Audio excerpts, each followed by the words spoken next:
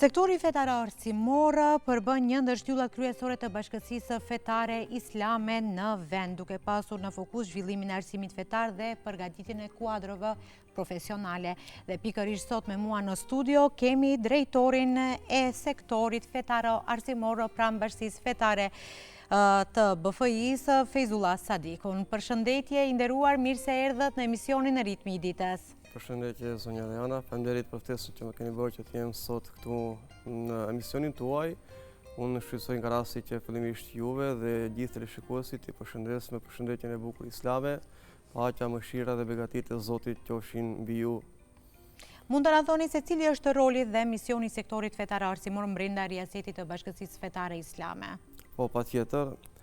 Bashkësia fetare islame në Republikën e Maqedonisë së Veriut është një organizatë kushtetuare e cila merret me organizimin e jetës fetare në tërësi të besimtarëve të vendit, por jo vetëm,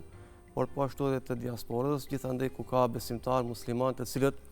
janë qytetarë të Maqedonisë së Veriut, pavarësisht ku jetojnë, Bashkësia fetare islame ka për obligim që të organizojë jetën e tyre fetare. Këtë kontekst, domethënë, sektori fetar arsimor është një ndër sektorët më të rëndësishëm i cili nuk ka për obligim dhe si target vetëm organizimin e arsimit fetar, por ka për obligim edhe organizimin e jetës fetare në tërësi. Për atë edhe ka emrin sektori fetar dhe arsimor. Do të thotë se në të kaluarën, kur ka qenë bashkësia fetare e Republikës së Maqedonisë së Veriut në ingerencë të një institucioni tjetër më të lartë, ky sektor ka qenë ai i cili ka qenë edhe më i rëndësishëm në vend. Natyrisht nga ky sektor pastaj janë derivuar edhe sektorët e tjerë, ku lirisht mund të themi se sektori fetar arsimor në kuadër të bashkësisë fetare islame është një si filozofia me lendet e tjera ku të gjitha pastaj janë derivuar nga kjo. Sektori fetar arsimor ka për obligim dhe angazhim organizimin e jetës fetare, mbikëqyrjen e muftinive, xhamive, arsimit fetar, mektebeve kështu me radhë. Do thotë se kjo e bën që të jetë kaq vepesh këtë sektor i cili s'ka dyshim se nuk është se është sektori i cili vepron vetë. Në bashkësitë fetare islame të gjithë sektorët janë si një organ, që të thotë se e ndihmojnë njëri tjetrin dhe bashkëveprojnë në të mirë të institucionit dhe besimtarëve të vendit. Mund të na thoni si ndikon puna e sektorit në zhvillimin e arsimit fetar dhe formimin profesional të imameve dhe vajzave? Ndikimi i sektorit fetar arsimor është jashtëzakonisht i madh në formimin e kuadrove të reja. Për arsye se nëse neve do të kemi mungesë të kapaciteteve kadrovike në vend të drejtimit fetar, atëherë s'ka dyshim se do të vinë në dyshim edhe zhvillimi i jetës fetare në vendin tonë, ku shumë prej xhamive do të na mbeten pa në punës fetare. Mirë po, sektori fetar arsimor është vigjilent dhe kushtojnë këtë drejtim dhe mundohet që përmes vizionit të tij gjithmonë të përgatisë kuadro të reja, të cilët do të jenë të përgatitur teologjikisht, do të jenë të përgatitur moralisht dhe shpirtërisht dhe do të jenë gjithmonë ata të cilët do të orientojnë dhe do të udhëheqin besimtarët e vendit drejt asaj që është e nevojshme, drejt asaj që kërkon Zoti i plotfuqishëm. Por s'ka dyshim se sektori është ai i cili në shumë të rasteve krijon edhe njësi të ndryshme të cilët do të merren me përgatitjen e kuadrove fetare dhe ku do të bëjnë edhe kualifikimin dhe rikualifikimin e tyre për të qenë sa më efikas, për të qenë sa më të dobishëm dhe produktiv në shoqërinë tonë. Mund të na thoni se a ka projekte për përmirësimin e cilësisë së arsimit fetar dhe për kualifikimin e kuadrove të reja? Projektet janë gjithmonë prioritet i sektorit fetar arsimor. Do të thotë se projektet për kualifikimin dhe rikualifikimin e kuadrove të reja janë ata të cilat ne i kemi gjithmonë në vit të parë për të krijuar mundësi dhe kushte për gjeneratat e reja në mënyrë që ata të jenë sa më precis, në mënyrë që ata të jenë sa më të suksesshëm. Për këtë arsye ne mundohemi që tani më tepër të fokusohemi në drejtim të zhvillimit të kapaciteteve kadrovike në lëndët dhe drejtimet ku më tepër kemi nevojë. Për arsye se ne kemi institucionet tona të cilët janë ata që zhvillojnë jetën fetare. Kemi institucionet fetare, arsimore, të cilat s'ka dyshim se nëse ata do të kenë mungesë në ndonjë drejtimi, atëherë do të vihet në dyshim vazhdimësia e atij institucioni. Këta projekte i bëjmë gjithmonë në bashkëpunim me muftinitë e vendit, kuptohet, për arsye se Bashkësia fetare islame ka infrastrukturën e saj, e cila vepron shumë bukur, shumë mirë dhe kryetari i Bashkisë fetare islame, Reis Ulema Haxhi Hafiz Shaqir Efendi Fetau, është duke udhëhequr në mënyrë mjeshtrore, duke krijuar kështu një unitet, një bashkësi fetare islame e cila asësi në asnjë kohë dhe në asnjë moment nuk do të lë hapësira ku do të ketë mungesë të një kuadri, të ndonjë profilit të saktuar. Mund të na thoni se cilët janë iniciativat për bashkëpunim me organizata islame nga rajoni dhe bota? Bashkia Fetare Islame edhe në të kaluarën ka pasur bashkëpunime me organizata të vendit, të rajonit dhe nga bota. Mirë po, kohës së fundit ky bashkëpunim është intensifikuar me të madhe. Për arsye se është hapur Bashkia Fetare Islame. Do të thotë se në dirigjencën e kryetarit aktual, Haxhi Hafiz Shaqir Efendi Fetaj, Bashkia Fetare Islame është gjithmonë në me ftesë të organizatave të ndryshme botërore, pjesëmarrëse e konferencave të ndryshme. Do të thotë se Bashkia Fetare Islame është pjesë përbërëse e Ligës Botërore Islamike. Bashkia Fetare Islame është pjesë përbërëse e Unionit të Dietarëve Musliman. Bashkia Fetare Islame është e ftuar gjithmonë edhe nga Arabia Saudite, nga Katari, Emiratet e Bashkuara, dhe së fundmi vitin e kaluar pata fatin që të jemi edhe shoqërues i kryetarit të Bashkisë Fetare Islame në Kambodgja, ku u mbajt një konferencë shkencore në kuadër të Ligës Botërore Islame, ku aty ishte prezent edhe kryetari i Bashkisë Fetare Islame që patë nderin që të prezantojë edhe me kumtesën e tij. Kjo do të thotë se ne nuk jemi të lokalizuar. Ne si Bashki Fetare Islame jemi të hapur dhe gjithmonë jemi të ftuar në konferenca të ndryshme në nivel rajonal dhe botëror ndërkombëtar, dhe kjo ka bërë që ne të jemi në qendër të vëmendjes ditëve të sotit. Mund të na thuani si bashkëpunon sektori me institucionet shtetërore në fushën e arsimit? Sektori fetar arsimor mundohet që vazhdimisht të rrit bashkëpunimin me institucionet e vendit, konkretisht me Ministrinë e Arsimit, me Biron për Zhvillim të Arsimit të Mesëm dhe të Lartë, po ashtu edhe me organet të relevante lokale, si që janë komunat dhe institucionet të cilat i përfshin komunat të arsimit, që janë shkollat fillore, kuptohet, dhe kjo rezultoi me akreditimin e medreses Isabeu, e cila ndodhi, u fillua vitin e kaluar, por fatkeqësisht me një ankesë që u bë nga dikush, gjykata kushtetuese e shfuqizoi atë vendim, por tani fal Zotit u bë akreditimi ashtu siç edhe dëshironim ne, fal angazhimit të kryetarit, të drejtorit të medreses Dr. Islami dhe vullnetit politik që treguan tani këta të cilët janë duke udhëhequr shtetin, arritëm në një akreditim të shkollës së mesme islame Medresia Isabeu, ku u bë edhe përshtatje dhe harmonizimi i lëndëve të cilët i kërkonte Biroja për Zhvillim të Arsimit të Mesëm, dhe tani lirisht mund të themi se jemi pjesë përbërëse e shkollave të mesme të akredituara nga shteti, ku s'ka dyshim se gjithkush i cili dëshiron që të vinë në medrese duhet ta ketë parasysh dhe të qartë se kjo medrese, kjo shkollë tani më është plotësisht e akredituar dhe nuk do të ketë asnjë lloj pengese në zhvillimin e dijes së tij, në zhvillimin e jetës së tij profesionale, çfarë do drejtimi të dëshiroj, për arsye se ka mundësi plotësisht të nështrohet edhe matura shtetërore, e cila ka qenë deri tani si pengesë e mos vazhdimit të arsimit të lartë në universitetet shtetërore. Pikërisht, së fundi është mbajtur cikli i parë i trajnimeve fetare dhe shkencore në bashkëpunim me Ministrinë e Çështjeve Fetare të Arabisë Saudite. Mund të na thoni si lindi ky bashkëpunim? Bashkia Fetare Islame këtë bashkëpunim e ka të zhvilluar qemoti, mirë po vitin e kaluar, nëse zgaboj,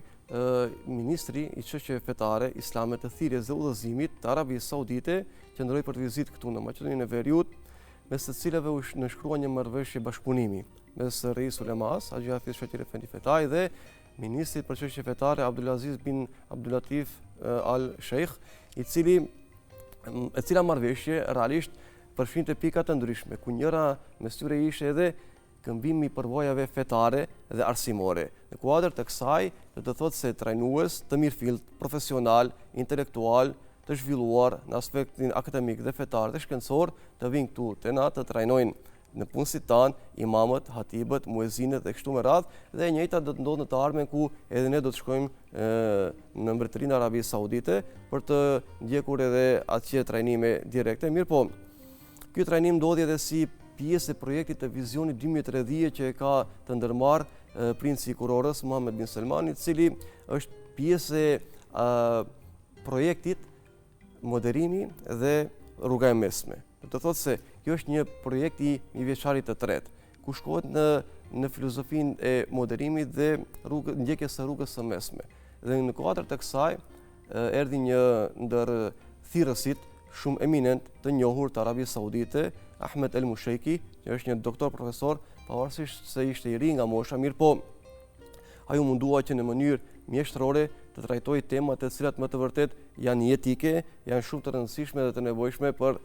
imamët tanë, për ligjëruesit dhe për muezinët, të cilët më të vërtet e pranuan këtë ftesë me shumë pozitivitet të madh. Mund të na thoni se cili është qëllimi kryesor i këtij programit apo i këtij projekti? Qëllimi kryesor i këtij projekti ishte që fillimisht të bëhet një unifikim dhe tubim dhe njoftim i gjithë nënpunësve fetar në një trajnim të këtillë e para. Dhe e dyta ishte që imamët të mundohen që të përfitojnë nga metodologjia e përcjelljes së informacionit, përcjelljes së dijes, së njohurive dhe komunikimit që duhet të kenë ata me xhamatin atyre të cilët ju drejtohen. Dhe s'ka dyshim se qëllimi kryesor ishte ngritja e njohurive fetare. Mund të na thoni si u përzgjodhën pjesëmarrësit dhe cili ishte profili i tyre profesional? Pjesëmarrësit, kur vjen puna tek pjesëmarrësit ne si Bashki Fetare Islame, siç e përmenda edhe më herët, kemi infrastrukturën tonë ku bashkëpunojmë me muftinit, dhe muftinit janë ata të cilët kanë pasqyrë më reale të imamëve dhe nënpunësve tjerë, të muezinëve dhe hatibëve kështu me radhë, dhe kjo ju takoi muftinive që ata të bëjnë përzgjedhjen e pjesëmarrësve në këtë trajnim, që kryesisht kishin bërë një përzgjedhje të mrekullueshme, për arsye se unë dëshiroja që pjesëmarrësit të jenë konkretisht ata të cilët kanë studiuar në tokat arabe, që njohin mirë gjuhën arabe, për arsye se ligjërata kryesisht ndodhin në gjuhën arabe, pavarësisht se në disa sekuenca kishte nevojë për përkthyes, mirë po në përgjithësi kryesisht ligjërata u mbajt në gjuhën arabe, pavarësisht se gjithë imamët që i kemi këtu në Republikën e Maqedonisë së Veriut janë njohës të mirë të gjuhës arabe, kuptojnë mirë gjuhën arabe, mirë po ata të cilët kanë studiuar në tokën arabe, edhe mënyrën e komunikimit e kanë pak më të bukur dhe më të mirë, prandaj ne u fokusuam dhe i targetuam imamët të cilët kanë studiuar në tokat arabe. Pikërisht. Mund të na thoni si mund të ndikojë ky bashkëpunim në forcimin e lidhjeve ndërmjet institucioneve islame të vendit tonë dhe atyre ndërkombëtare? S'ka dyshim se bashkëpunimi gjithmonë krijon ura lidhëse, të cilët do të ndihmojnë që në të ardhmen të forcohet edhe më tepër ky bashkëpunim dhe të ketë edhe trajnime të ardhshme, të cilët trajnime do të jenë në dobinë tonë, kuptohet natyrisht, për arsye se ne jemi ata të cilët gjithmonë kemi nevojë që të kemi një dorë të zgjatur të mbështetjes institucionale. Për arsye se kjo ka ndodhur nuk ka qenë bashkëpunim shoqati, por ka qenë bashkëpunim i drejtë për drejtë me Shtetin e Arabisë Saudite. Për arsye se pjesëmarrës në këtë trajnim dhe shoqërues të trajnuesve ishin edhe përfaqësuesi ambasadorit të Arabisë Saudite me sërinë në Tiranë, El Utejbi, po ashtu ishte edhe përfaqësuesi i atashehut për çështje fetare me sërinë në Sarajevo, Hamad bin Zaidani, dhe njëkohësisht edhe drejtori i qendrës Fat me sërinë në Mostar, që është një njeri i cili me të vërtet mundohet që vazhdimisht të krijojë edhe ura bashkëpunimi dhe të bëjë projekte të cilat do të jenë në dobinë tonë, të imamëve tanë, nënpunësve fetare dhe të shoqërisë muslimane këtu në vendin tonë. Mund të na thoni se çfarë planësh ka Bashkia Fetare Islame për zhvillimin e mëtejshëm të arsimit fetar dhe ngritjen profesionale të imamëve dhe muezinëve vajzave? Ne gjithmonë kemi në prioritet ngritjen, zhvillimin intelektual, profesional, moral, shpirtëror të shoqërisë sonë. Mirë po, ky zhvillim nuk mund të ndodhë ndryshe përposa se nëse ne ofrojmë imam të cilët janë të përgatitur, profesionalisht mirë, imam të cilët janë të moralshëm, imam të cilët gjithmonë mundohen që të ndjekin edhe zhvillimet globale. Për arsye se nëse ne humbim hapin me zhvillimin, me trendet globale, atëherë s'ka dyshim se mund të shënojmë një rënje dhe një ngjetsje. Për këtë arsye, ne do të mundohemi që në të ardhmen të bëjmë trajnime të cilët i përshtaten edhe bashkëkohësisë, për arsye se koha bashkëkohore hapëron me hapa galopant. Zhvillimet teknologjike, së fundmi edhe inteligjenca artificiale ka bërë të vetën, prandaj neve do të kemi edhe trajnime në të ardhmen se si për shembull të mundohemi që të jemi më afër besimtarëve edhe duke i ndjekur rrjetet sociale, duke i përdorur rrjetet sociale, duke i përdorur mekanizmat të cilët na i ofron bota. Për arsye se vakumi kohor gjithmonë shfrytëzohet nga dikush. Nëse ne nuk e shfrytëzojmë këtë vakum në të mirën e përgjithshme, në të mirën në dobinë e Islamit, do të thotë se nëse ne nuk e shfrytëzojmë këtë vakum kohor për t'ua prezantuar Islamin burimor, të pastër, autentik njerëzve besimtarëve, muslimanëve tanë, atëherë s'ka dyshim se kjo do të mbushet me një tjetër filozofi, ideologji apo doktrinë. Për këtë arsye ne do të kemi trajnime të ardhmen të cilat s'ka dyshim se besoj se do të jenë shumë të mirëseardhura edhe për imamët, edhe për vajzët, edhe për muezinët, për arsye se gjithmonë janë të hapur. Dhe asnjëherë nuk kanë qenë ata që kanë thënë se jemi të lodhur, por përkundrazi, gjithmonë kanë qenë kërkues dhe gjithmonë kanë dëshiruar që të jenë pjesë përbërëse e çfarëdo lloj trajnimi dhe seminari. Ne në të kaluarën kemi pasur seminare edhe në Turqi, ku kemi çuar prej këtu imamlerë në punës fetar për trajnime në shtetet e huaja, po ashtu kemi bërë trajnime këtu brenda vendit tonë, por tani do të presim do të vinë edhe delegacione tjera nga shtete tjera të ndryshme, të cilët i përshtaten ideologjisë tonë. Ligjërues të cilët janë në një vijë të medhhebit tonë, të cilën ne e trasojmë dhe që kemi pjesë të kushtetutës së Bashkisë Fetare Islame të Republikës së Maqedonisë së Veriut, për arsye se ne duhet gjithmonë të jemi ata që do ta ruajmë këtë unitet fetar këtu në vendin tonë.